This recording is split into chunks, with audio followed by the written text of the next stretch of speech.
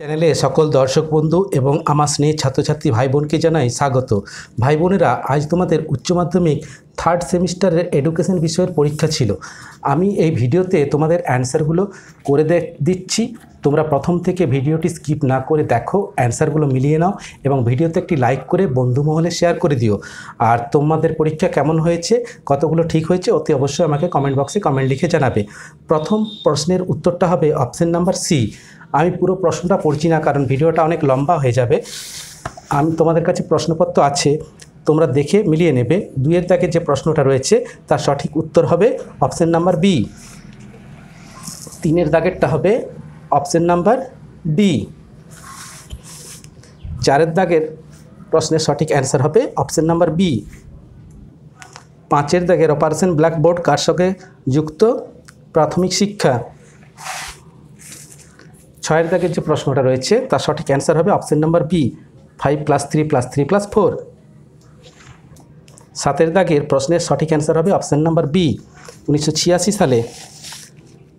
আটের দাগের প্রশ্নটা হচ্ছে রৈখিক সাম্যাবস্থা।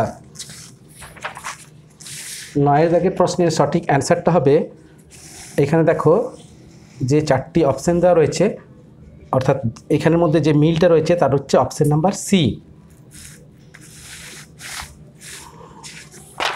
এরপর চলে আসি দশের দাগের প্রশ্নে।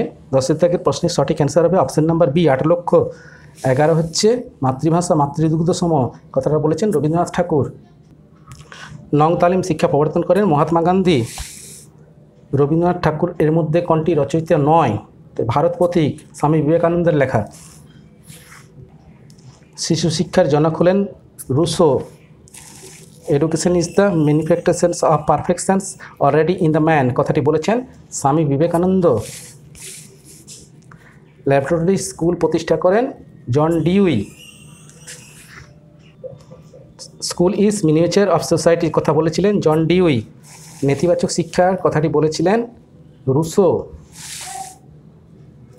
এখানে দেখো 19 নম্বরের একটা স্তম্ভ মেলানো রয়েছে, এই স্তম্ভ মেলার সঠিক অ্যান্সারটা হবে অপশন নাম্বার বি, অর্থাৎ একের সাথে সি রুসো, এটা মিললেই বাকিগুলো মিলে যাবে। 20 দাগের প্রশ্নে চলে আসি। বিশ্বভারতী প্রতিষ্ঠিত হয় 1921 সালে। CWSN কথাটির অর্থ হচ্ছে চিলড্রেন উইথ স্পেশাল নিডস। লেখার ক্ষেত্রে স্টাইলাস সাহায্য নেয় দৃষ্টিহীন শিশুরা। সম্পূর্ণ বধির শিশুরা ডেসিবেলের বেশি শব্দ শুনতে পারে না, সর্বোচ্চ অর্থাৎ 70। শিখন অক্ষমতা শব্দটির জনক হলেন স্যামুয়েল কার্ক। ভারতের প্রথম মুখবধির শিক্ষার্থীদের জন্য বিদ্যালয় কোথায় চালু হয়? বোম্বাইতে। এরপরে 26 দাগের একটা স্তম্ভ মেলানো দিয়েছে, এটার সঠিক অ্যান্সারটা হবে অপশন নাম্বার বি, একের সাথে ডি। ভাষাগত প্রক্রিয়াকরণ সমস্যা ডিসলেক্সিয়া, এটার সাথে মিল করলে বাকিগুলো মিলে যাবে। একটা ব্যান্ড যন্ত্রের সাহায্যে কি পরিমাপ করা হয়? বধিরতা। নিম্নলিখিত কোন বিষয়টি দৃষ্টিহীনদের শিক্ষার্থীর ক্ষেত্রে প্রয়োজনীয় নয়? ছোট অক্ষরের বই। নিম্নলিখিত কোন বিষয়টি অন্তর্ভুক্তিমূলক শিক্ষার মূল নীতির মধ্যে পড়ে না? এখানে যে চারটি অপশান রয়েছে তার সঠিক অ্যান্সারটা হবে সকল শিক্ষার্থীর মানসম্মত শিক্ষার অংশগ্রহণের অধিকার আছে। 30 দাগের প্রশ্নটা, নিচের কোনটি অটিজমের বৈশিষ্ট্য নয়? সামাজিক যোগাযোগের অসুবিধা, পুনরাবৃত্তিমূলক আচরণ, সঞ্চালন দক্ষতার প্রতিবন্ধকতা, আত্মনিয়ন্ত্রণে অসুবিধা। অটিজমের বৈশিষ্ট্য নয়। সামাজিক যোগাযোগ অটিজম করতে পারে না, পুনরাবৃত্তিমূলক আচরণও করতে পারে না, সঞ্চালন দক্ষতার প্রতিবন্ধকতা আছে, আত্মনিয়ন্ত্রণে অসুবিধা, এটাও ঠিক, বৈশিষ্ট্য নয় বলেছে।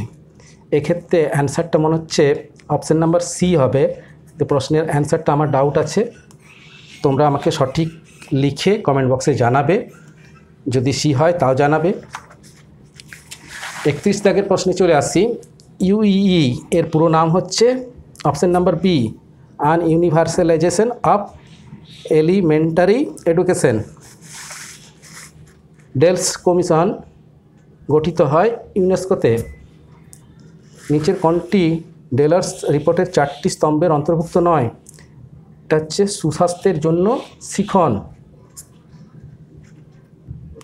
34 দাগের প্রশ্নের সঠিক অ্যান্সারটা হবে অপশন নাম্বার সি। 35 দাগের প্রশ্নের সঠিক অ্যান্সারটা হবে option number B. RTE act কার্যকরী হয় 2010 সালে। ইতিবাচক মনোবিজ্ঞানের জনক হলেন মার্টিন সেলিগম্যান। 38 দাগের প্রশ্নের সঠিক অ্যান্সারটা মডেল এ কথাটির অর্থ হচ্ছে অপশন নাম্বার বি।